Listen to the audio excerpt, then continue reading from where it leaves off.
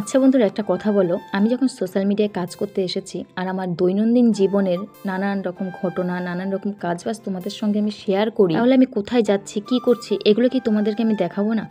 এই নিয়ে নানান মানুষের নানান রকম অসুবিধা। তবে এখন কিন্তু আমি আর কারোর কথাই শুনি না, নিজের কাজটাকেই সবার আগে প্রাধান্য দিই। তো দেখো, তোমাদেরকে আমি আগেও একটা ভিডিও দিয়েছি যে আমরা বকখালি গিয়েছিলাম, আর বকখালি থেকে কিন্তু চলে গিয়েছিলাম কাকদ্বীপ। একটা কথা বলবো বন্ধুরা, আমি গ্রাম ভীষণ পছন্দ করি, সবুজ প্রকৃতি আমার ভীষণ ভালো লাগে, কিন্তু বিশ্বাস করো কাকদ্বীপের এই যে জঙ্গল দেখে আমার রীতিমতো ভয়তে গা হাত পায়ে কাঁটা দিচ্ছিল যে আমি যদি এই জায়গায় একা একা আসি তাহলে আমাকে আর কেউ খুঁজে পাবে না। তবে দিনের বেলা অনেকে মিলে ঘুরতে যাওয়ার কিন্তু মজাটাই আলাদা এইসব জায়গায়। আর দেখো, তারপরে আমরা চলে গিয়েছিলাম লঞ্চ ঘাটে। এই জায়গাটা দেখো কত সুন্দর, তাই না? এত বড় নদী, আর সব জায়গায় এই যে এরকম বড় বড় হচ্ছে গিয়ে লঞ্চ রাখা, এটাকে লঞ্চ বলে না কি আমি জানি না, আমার একদমই খেয়াল নেই, কিন্তু জায়গাটা সত্যি কথা বলতে ভীষণ ভালো লেগেছে।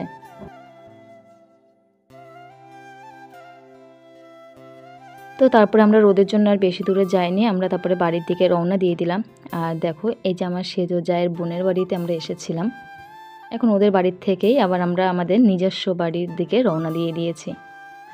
আর এইদিকে ওর বোনের ছেলেটা খুব কান্না করছিল, যেহেতু আমরা এতগুলো লোক এসেছিলাম দুদিন, ওর খুব ভালো লেগেছিল। আর আমাদের সঙ্গে অনেক ছোট বাচ্চা ছিল, মানে ওর বন্ধুর মতো হয়ে গেছিল, তার জন্য একটু কষ্ট হচ্ছিল। আর দেখো, চলে এসেছি এই যে কাকদ্বীপ প্ল্যাটফর্মে। আর এইদিকে প্ল্যাটফর্মগুলো দেখো কত সুন্দর, একদমই আমাদের এই দিকের থেকে আলাদা।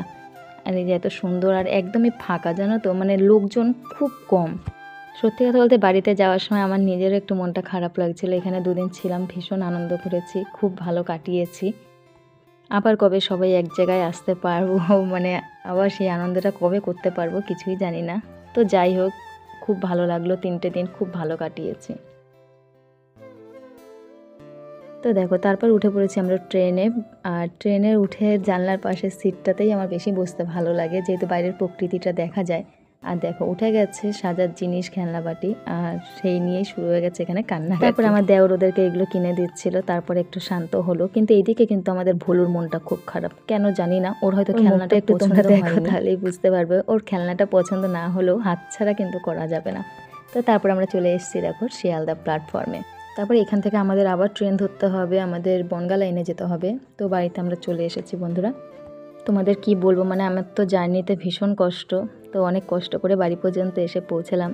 আর তো গোটা ভিডিওটা তোমাদের কেমন লাগলো অবশ্যই কমেন্ট করে জানিও। আজকে এই পর্যন্তই, আর আমার ভিডিওগুলো তোমাদের কেমন লাগে একটু জানিয়ে যেও প্লিজ। টাটা।